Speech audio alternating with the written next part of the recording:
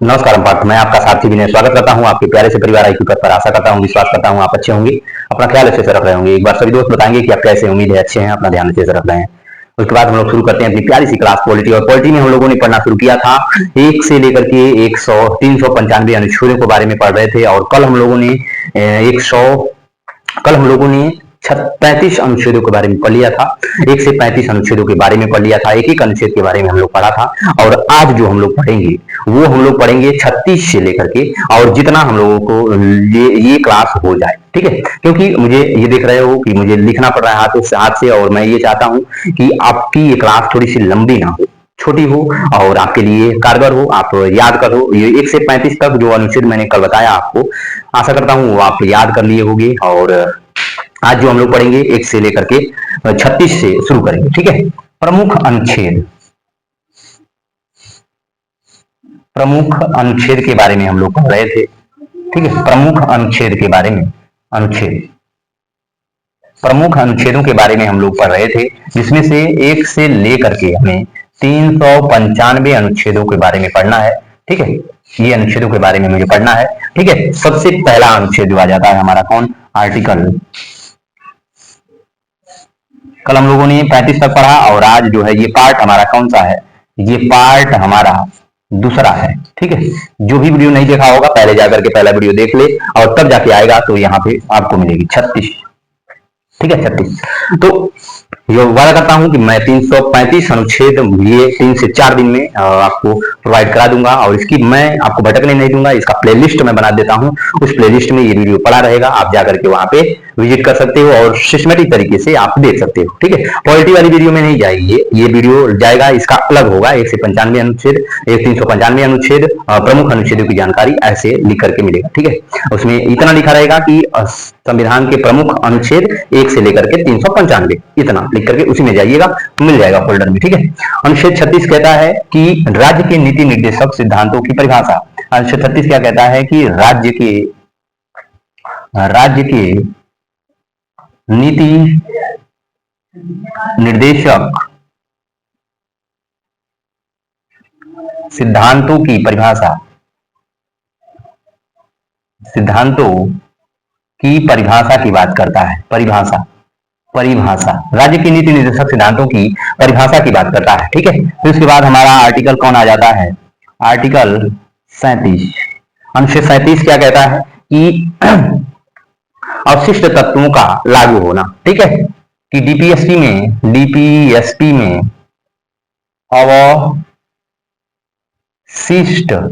अवशिष्ट शक्तियों का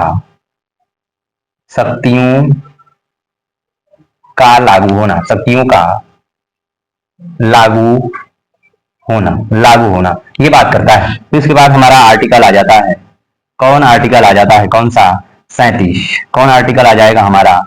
कि 38 आ जाता है। आर्टिकल 38 क्या कहता है? आर्टिकल 38 कहता है राज्य जो होगा, राज्य लोक कल्याण के लिए, राज्य जो होगा लोक कल्याण के लिए, राज्य जो होगा लोक कल्याण के लिए, राज्य क्या करेगा? लोक कल्याण के लिए, ठीक है। अभिवृद्धि की सामाजिक अभिवृद्धि और सामाजिक व्यवस्था करेगा। लोक कल्याण के लिए अभिवृद्धि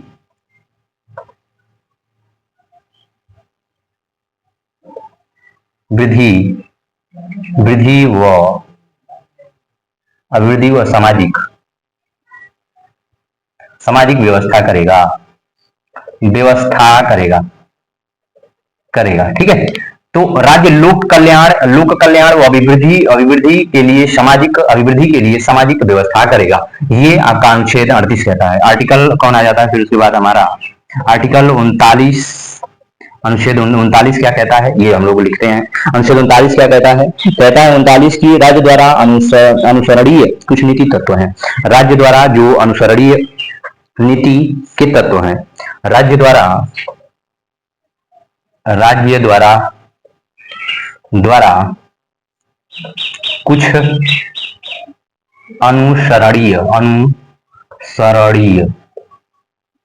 कुछ अनुसरणीय नीति तत्व हैं, तत्व हैं। ठीक है, फिर आगे बढ़ जाते हैं। अनुच्छेद 39 को क्या कहता है? आर्टिकल 39 को, आर्टिकल 39 को कहता है कि समान न्याय और निःशुल्क विधि समान न्याय और निःशुल्क विधि सहायता, समान न्याय और निःशुल्क विधि सहायता, समान न्याय और निःशुल्क निःशुल्क निःशुल्क निःशुल्क विधि सहायता, विधि सहायता, सहायता। ठीक है, मुझे बस आपको इतना, बस मुझे ये अनुच्छेदों को समझाना है, समझाना नहीं है, मुझे बस इन अनुच्छेदों को लिख देना है। आपको इसको क्या करना है? नोट कर लेना है। और जब आपका एग्जाम है तो एक बार आप सरसरी निगाहों से इस सभी अनुच्छेदों को क्या करोगे? रट लोगे, रटोगे क्या? पढ़ लोगे, ताकि एग्जाम में अगर कुछ आए तो आपको दिख जाए। ठीक है, कोई अगर किसी का रिसेंटली किसी व्यक्ति का एग्जाम है तो वो अगर अपना पॉलिटी तैयार नहीं कर पाया है तो वो ये अनुच्छेद देख सकता है, ये अनुच्छेद जाकर के देख सकता है। ठीक है, लेकिन हाँ, किसी को अगर बेहतर तरीके से, सिस्टमैटिक तरीके से पढ़ना है तो वो जाए हमारे प्लेलिस्ट में, वहां पर बेहतर तरीके से पढ़ाया गया है। ठीक है, वहां पे जाओ, आप पढ़ोगे। ठीक है, मैंने जो भाग 4 तक पढ़ाया है, लेकिन आज जो हम ये 2-4 दिन फंसे हुए हैं किसमें? इसमें। ठीक है, इसमें फंसे हुए। ठीक है, तो फिर 39 क्या कहता है? समान न्याय और निःशुल्क विधि सहायता राज्य का कर्तव्य होगा। ठीक है, अनुच्छेद जो हमारा आ जाता है आर्टिकल 40। आर्टिकल 40 क्या कहता है? ये भी हम लोग देखेंगे। आर्टिकल 40 क्या कहता है? आर्टिकल 40 कहता है ग्राम पंचायतों का संगठन। क्या? ग्राम पंचायतों का, ग्राम पंचायतों का, ग्राम पंचायतों का संगठन, संगठन राज्य का कर्तव्य होगा। संगठन, ग्राम पंचायतों का संगठन राज्य का कर्तव्य होगा। अनुच्छेद 41 कहता है, अनुच्छेद 41, आर्टिकल 41, आर्टिकल 41 क्या कहता है? ये भी हम लोग देखेंगे। आर्टिकल 41, कुछ दशाओं में काम व शिक्षा लोक सहायता पाने के अधिकार है। कुछ दशाओं में, कुछ दशाओं में, दशाओं में, दशाओं में काम व शिक्षा पाने का अधिकार, अधिकार। ठीक है, कुछ दशाओं में काम और शिक्षा पाने का लोक सहायता पाने का अधिकार है। ठीक है, तो उसके बाद 42 कहता है जो है काम की न्याय संगत और मानवोचित दशाओं तथा प्रसूति सहायता का प्रबंधन है। अनुच्छेद, फिर उसके बाद क्या कहता है कि आर्टिकल जो हमारा आ जाता है कौन? आर्टिकल, एक एक आर्टिकल पढ़ाऊंगा, एक भी ऐसा नहीं होगा कि जो छूट जाएगा। एक एक आर्टिकल, एक आर्टिकल आपको मिलेगा, पढ़ाया हुआ आपको पढ़ाना मिलेगा। ठीक है, एक एक आर्टिकल आपको पढ़ाने के लिए ये पढ़ा हुआ मिलेगा। ठीक है, एक एक आर्टिकल आपको मिलेगा। ठीक है, फिर उसके बाद हम लोग कहाँ आ जाते हैं? ठीक है, फिर 42 क्या कहता है? 42 क्या कहता है कि काम की न्याय संगत और मानवोचित, काम की न्याय संगत व मानवोचित दशाओं का तथा प्रसूति सहायता का उपबंध। मानवोचित दशाओं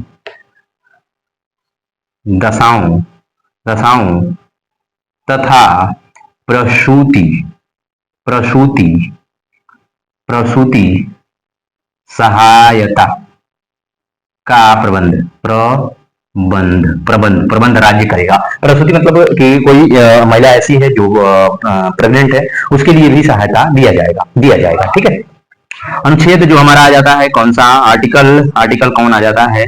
43। आर्टिकल 43 क्या कहता है? आर्टिकल 43 कहता है कि कर्मकारों के लिए निर्वाह मजदूरी, कर्मकारों के लिए निर्वाह मजदूरी, कर्मकारों के लिए निर्वाह मजदूरी,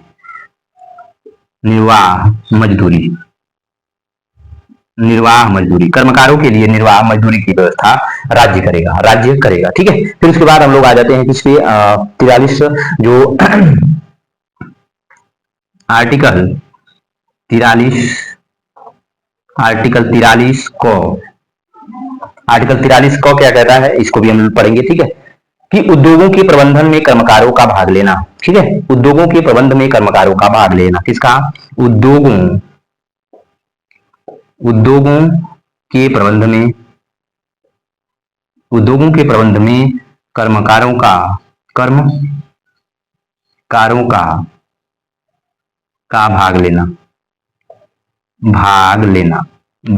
ठीक है, उद्योगों के प्रबंध में कर्मकारों का भाग लेना, ये अनुच्छेद 43 क में दिया गया है। अनुच्छेद 43 क में दिया गया है। ठीक है, अनुच्छेद 43 ख क्या कहता है? अनुच्छेद 43 ख, आर्टिकल 43,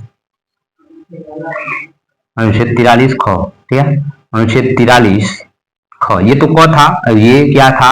ये तो ख है, ये ख है। ठीक है, अनुच्छेद 43 ख कहता है सहकारी समितियों को बढ़ावा, क्या? सहकारी समितियों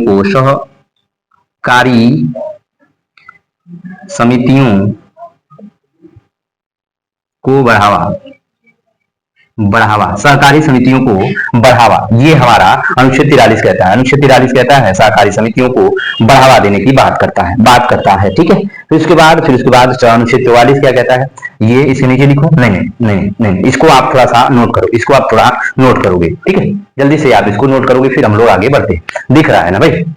दिख रहा है, देखिए इसको जल्दी से नोट करो, फिर हम लोग थोड़ा मिटाएं इसको। जल्दी से वीडियो रोक लेना और नोट कर लेना, फिर उसके बाद हम लोग, मैं आशा करता हूं कि आप साथ साथ इसको नोट करते चले होगे। ठीक है, तो हम लोग फिर आगे बढ़ते हैं। ठीक है, आगे बढ़ जाते हैं। ठीक है,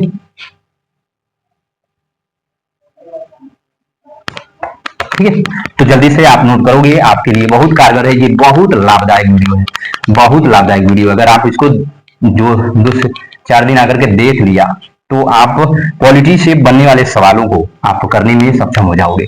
ठीक है, डायरेक्ट क्वेश्चन जो पूछेगा तो डायरेक्ट तो लगा दोगे आप। ठीक है, 4 4 8, ठीक है, फिर उसके बाद हम लोग किसपे आ जाते हैं? किसे? 44, अनुच्छेद 44 क्या कहता है? अनुच्छेद 44 क्या कहता है? अनुच्छेद 44 के बारे में। ठीक है, अनुच्छेद 44, नागरिकों के लिए एक समान सिविल संहिता, नागरिकों के लिए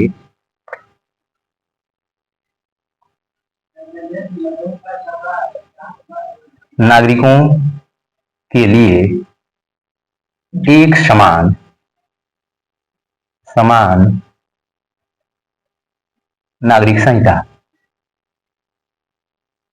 नागरिक संहिता, ठीक है, एक समान नागरिक संहिता की बात करता है। ठीक है, अनुच्छेद 44 क्या है? नागरिकों के लिए एक समान नागरिक संहिता की बात करता है। ये भी आप याद रखिएगा, ये भी आप सिविल संहिता, ठीक है, समान सिविल संहिता, ये सिविल संहिता इसको लिख रहे हैं, नागरिक संहिता नहीं, नागरिक संहिता भी इसको कहते हैं, लेकिन सिविल संहिता आपको क्वेश्चन में मिलेगा। ठीक है, सिविल संहिता कंफ्यूज हो जाओगे, लेकिन सिविल संहिता बहुत बेहतर है। ठीक है, ठीक है, नागरिकों के लिए एक समान सिविल संहिता की बात करता है। अनुच्छेद 45 क्या कहता है?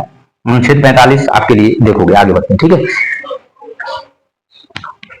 बच्चों के लिए,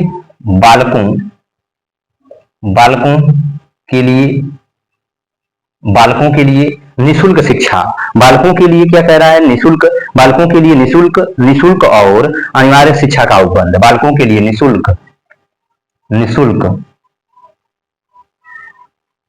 बालकों के लिए निशुल्क और अनिवार्य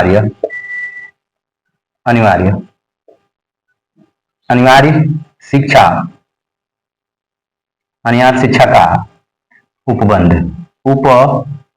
उपबंध, ठीक है, उपबंध, ठीक है। तो बालकों के लिए निशुल्क शिक्षा और निशुल्क शिक्षा व अनिवार्य शिक्षा का उपबंध राज्य का कर्तव्य होगा। अनुच्छेद 46 क्या कहता है? ये भी आप पढ़ोगे, ये भी हम पढ़ेंगे। ठीक है, 46 क्या है?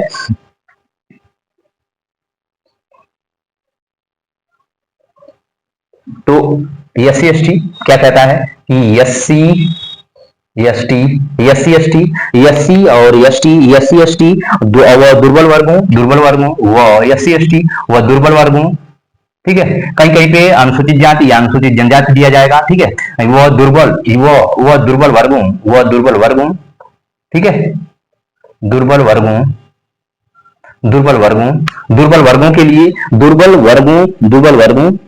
वर्गों के लिए शिक्षा व अर्थ संबंधी हितों का अभिवृद्धि किया जाएगा। दुर्बल वर्गों के लिए शिक्षा व अर्थ संबंधी अधिकारों का प्रबंध,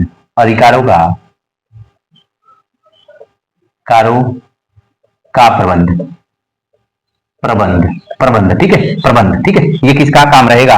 अनुच्छेद 47 क्या कहता है, ये भी हम लोग आगे अनुच्छेद 47, ठीक है, अनुच्छेद 47 क्या कहता है? पोषण स्तर व जीवन स्तर को ऊंचा करने, लोक स्वास्थ्य को सुधारने का राज्य का कर्तव्य होगा, ठीक है। पोषण स्तर व जीवन स्तर को सुधारने के कहता है पोषण, पोषण स्तर व जीवन स्तर, पोषण स्तर व जीवन स्तर को सुधारने, पोषण स्तर व जीवन स्तर को ऊंचा ऊंचा व लोक स्वास्थ्य को सुधारने का राज्य का कर्तव्य होगा, ठीक है। पोषण स्तर व जीवन स्तर, जीवन स्तर, जीवन स्तर को सुधारने को ऊंचा, जीवन स्तर को ऊंचा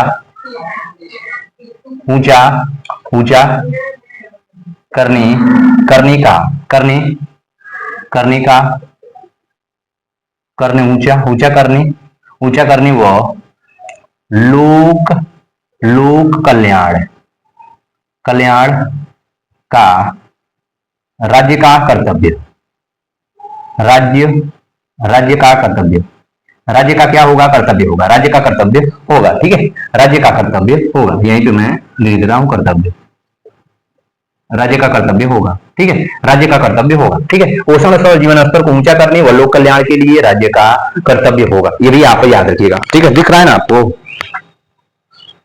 ठीक है, दिख रहा है भैया, ठीक है, दिख रहा है, ठीक। तो अनुच्छेद 48, अनुच्छेद 48 क्या कहता है, ये भी हम लोग देखेंगे। अनुच्छेद 48 क्या कहता है? कृषि व पशुपालन, पशुपालन, ठीक है, कृषि व पशुपालन का संगठन, कृषि व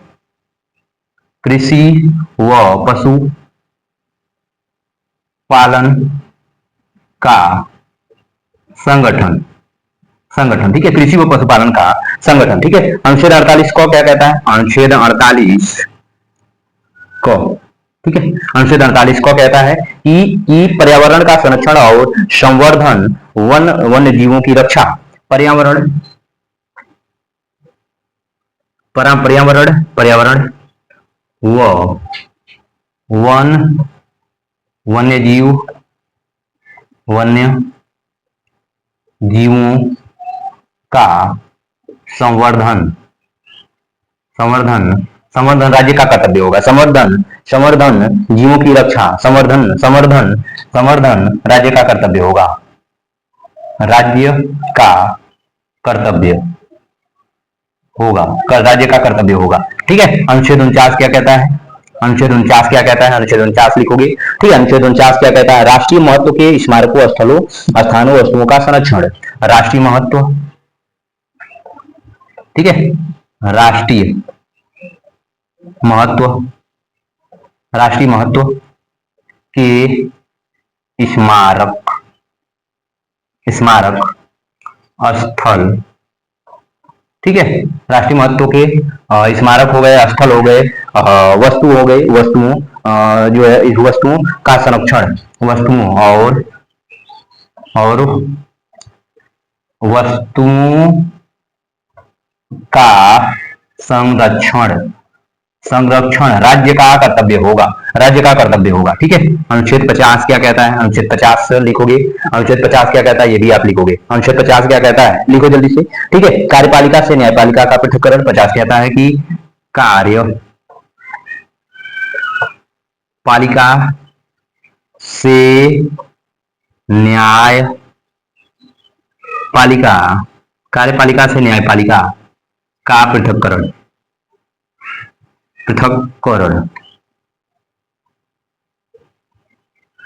ठीक है, पृथक्करण, कार्यपालिका से न्यायपालिका का पृथक्करण होता है। ये डबल क, ये यहाँ पे डबल क रहेगा, ठीक है, ये थ है, देखोगे फिर गड़बड़ हो गई, पृथक्करण,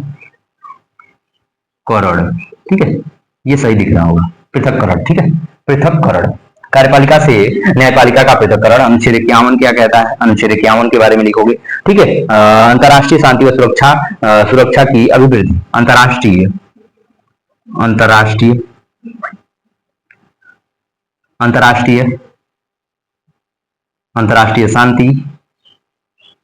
शांति व सुरक्षा की अभिवृद्धि, अंतर्राष्ट्रीय शांति व सुरक्षा की अभिवृद्धि की बात करता है, ठीक है। फिर उसके बाद अनुच्छेद 61 आ जाता है। अरे 51 भैया, सॉरी सॉरी सॉरी। अंतरराष्ट्रीय, फिर उसके बाद अनुच्छेद 52 क्या कहता है? 52 अनुच्छेद 52 नहीं, अनुच्छेद 51 को, अनुच्छेद 51 को, 52 नहीं भैया, अनुच्छेद 51 को आ जाता है। ठीक है, अनुच्छेद 51 को, ठीक है, अनुच्छेद 51 को है जिसमें मूल कर्तव्य की बात की गई है। मूल कर्तव्य की बात, मूल कर्तव्य, मूल कर्तव्य, ठीक है। वर्तमान में कितने हैं? वर्तमान में ये 11 है। कितने हैं? 11। ठीक है, वर्तमान में मूल कर्तव्य कितने हैं? 11। ठीक है, 52, अनुच्छेद 52 क्या कहता है? अनुच्छेद 52 के बारे में लिखेंगे। ठीक है, भारत के राष्ट्रपति की बात करता है अनुच्छेद 52 जो है, तो ये भारत के राष्ट्रपति होंगे। राष्ट्रपति के बारे में, भारत के राष्ट्रपति के बारे में अनुच्छेद 52 जो है भारत के राष्ट्रपति के बारे में बात करता है। ठीक है, इसको जल्दी से नोट करोगे, इसको जल्दी से नोट करोगे, आप जल्दी नोट करो, जल्दी क्विक। ठीक है, जल्दी। ठीक है, आगे बढ़े, आगे बढ़ जाए, आगे बढ़ जाते हैं भैया। ठीक है, ठीक है, जल्दी नोट करो 52। ठीक है, तो एक एक अनुच्छेद आपको देखने को मिल रहा होगा, आशा करता हूं कि अच्छा लग रहा होगा आपको। ठीक है, कौन? आर्टिकल 53। ठीक है, अनुच्छेद 43 क्या कहता है? संघ की कार्यपालिका शक्ति। संघ की कहता है कि संघ की कार्यपालिका, संघ की कार्यपालिका, पालिका शक्ति, शक्ति की बात करता है। संघ की कार्यपालिका की शक्ति अनुच्छेद कितने?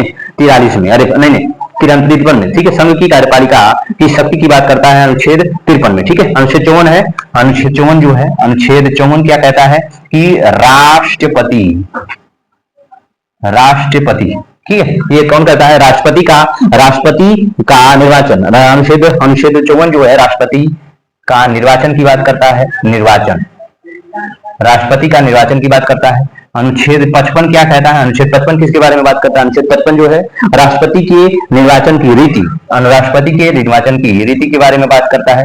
राष्ट्रपति, राष्ट्रपति के निर्वाचन, निर्वाचन की रीति के बारे में बात करता है। ठीक है, अनुच्छेद 56 जो है, अनुच्छेद 56 जो है, अब देखोगे मेरा जवाब दे रहा है ये। ठीक है, अनुच्छेद 56 क्या कहता है? 56 क्या है? राष्ट्रपति की पदावधि। अनुच्छेद 56 जो है राष्ट्रपति की पदावधि, राष्ट्रपति की पदावधि,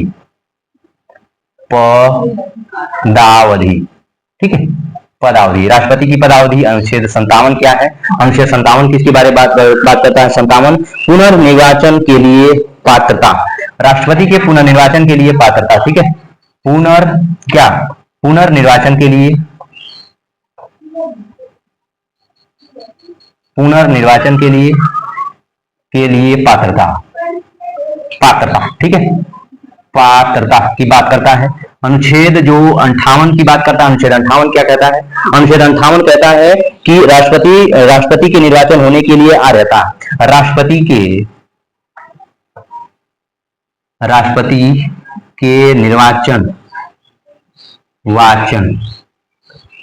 निर्वाचन के लिए अर्हता,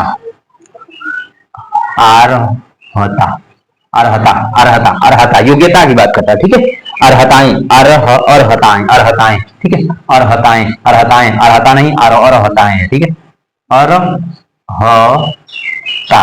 अर्हताएं, ठीक है। फिर उसके बाद कौन है? अनुच्छेद 59 है। अनुच्छेद 59 क्या कहता है?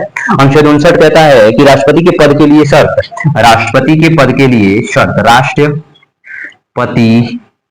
के पद के लिए शर्त, ठीक है, शर्त, ठीक है। अनुच्छेद, फिर उसके बाद 60 ही, अनुच्छेद 60 क्या कहता है? ठीक है, राष्ट्रपति द्वारा शपथ प्रतिज्ञान, राष्ट्रपति द्वारा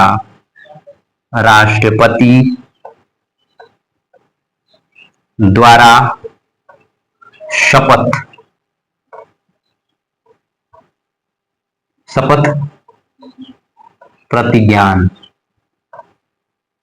कि राष्ट्रपति अपनी शपथ किस अनुच्छेद के द्वारा, 60 के द्वारा, अनुच्छेद 60 के द्वारा राष्ट्रपति शपथ लेता है। ठीक है, 61, अनुच्छेद 61 क्या कहता है, अनुच्छेद 61 क्या कहता है, अनुच्छेद 61 जो है, 61 क्या है, राष्ट्रपति पर महाभियोग चलाने की प्रक्रिया। राष्ट्रपति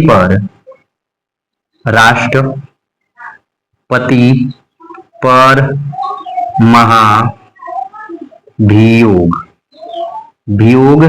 चलाने की प्रक्रिया,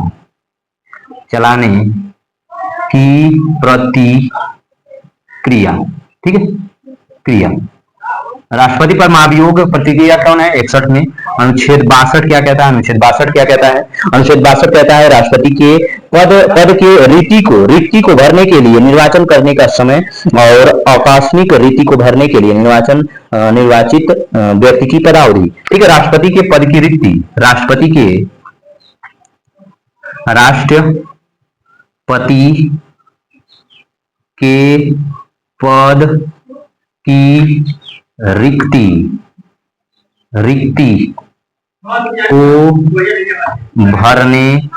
भरने का प्रावधान, राष्ट्रपति भरने का पदावधि जो है, भरने के लिए निर्वाचित व्यक्ति की पदावधि, भरने के लिए निर्वाचित व्यक्ति की पदावधि। ठीक है, पदावधि की बात करता है। ठीक है, पदावधि, ठीक है, पदावधि। फिर उसके बाद अनुच्छेद किसमें, 63, अनुच्छेद 63 क्या कहता है, अनुच्छेद 63 कहता है कि अनुच्छेद 63 भारत का उपराष्ट्रपति होगा, भारत का उपराष्ट्रपति होगा।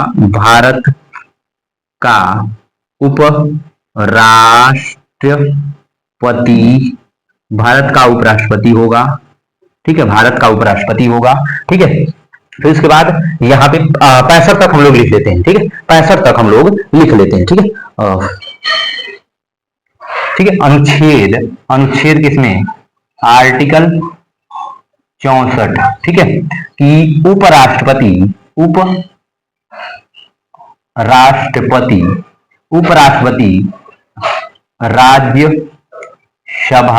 राज्यसभा का पदेन सभापति होता है, सभापति होगा। ये अनुच्छेद 64 की बात है। ये आर्टिकल हमारा कौन सा है, ये आर्टिकल जो है हमारा, ये आर्टिकल जो है, आर्टिकल जो 65 है, आर्टिकल 65 क्या कहता है, इसको हम लोग देखेंगे। आर्टिकल 65 क्या है, आर्टिकल 65 कहता है कि राष्ट्रपति के पद में, ठीक है, जो अनुपस्थिति दौरान कि उपराष्ट्रपति के पद की रिक्ति, ठीक है, उपराष्ट्रपति के पद की रिक्ति, दिख रहा है ना जी, उपराष्ट्रपति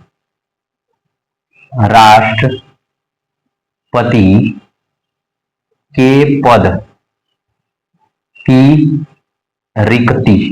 रिक्ति की बात करता है, रिक्ति, उपराष्ट्रपति के पद की रिक्ति, अनुच्छेद 65, अनुच्छेद, इसको जल्दी से लिखोगे, जल्दी से आप इसको लिखोगे। ठीक है, हाँ ठीक, बहुत अच्छे, बस बहुत अच्छे। तो आज हम लोग कितने अनुच्छेद के बारे में पढ़ा, तो आज जो हम लोगों ने पढ़ा है, तो आज हम लोग 36 से लेकर के 65 अनुच्छेद तक पढ़ा है, 65 अनुच्छेद तक पढ़ा है। कल 65 से लेकर जितना चल जाएगा, क्योंकि आज थोड़ा सा इंक थोड़ा हमारा खत्म हो गया था, तो मैं नहीं चाहता कि आपकी जो टाइम है, आपकी जो टाइम को मैं 2-3 मिनट खा जाऊं, नहीं, इतना मेरी वो आत्मा नहीं कहती है। मैं चाहता हूं कि एक सेकंड, एक मिनट आपके लिए वैल्यूएबल हो, आपके लिए सार्थक हो। मैं एक मिनट भी आपका नहीं लेना चाहता। ठीक है, वीडियो कैसी लगी ध्यान रखिएगा और बताइएगा, फीडबैक जरूर दीजिएगा आप। और हाँ, मेरी मेहनत को आप अगर अच्छी लगे तो आप इसको सराहिएगा, सब्सक्राइब जरूर कर दीजिएगा, आप इसको थोड़ा सा शेयर कर दीजिएगा, सपोर्ट जरूर कीजिएगा। आप देख रहे हो आपके सामने मैंने हाथ से लिखा है, और हाँ, नोट्स बनाया हूँ, तब यहाँ पे आपको मिला हुआ है। ठीक है, प्रॉपर नोट्स बना हुआ है, तब जाके ये आपको मिल रहा है। ठीक है, वैसे ही मैंने आपको फर्जी दे रहा हूँ। अपना ध्यान रखिएगा, ख्याल रखिएगा, मिलते हैं कल। नमस्कार।